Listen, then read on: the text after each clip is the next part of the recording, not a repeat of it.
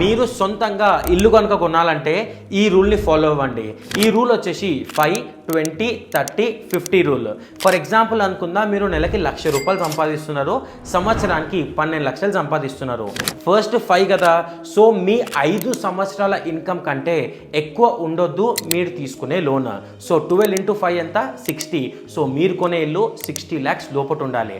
Next 20, ఇప్పుడు home loan తీసుకుంటున్నారు కదా, ఈ టెన్యూర్ అనేది 20 years or less than 20 years మాత్రమే ఉండాలి. నెక్స్ట్ వచ్చేసి 30, ఇప్పుడు మీరు ₹1,00,000 సంపాదిస్తున్నారు కదా, సో ఈ ఈఎంఐ అనేది మోర్ దెన్ 30% ఉండొద్దు, అంటే ఈఎంఐ 30,000 కంటే తక్కువ ఉండాలి. నెక్స్ట్ వచ్చేసి 50, ఇప్పుడు మీకు పర్సనల్ లోన్ ఉంటుంది, ప్రాపర్టీ లోన్ ఉంటుంది, కార్ లోన్ ఉంటుంది, మళ్ళీ ఇంకో లోన్ అవుతుందిగా.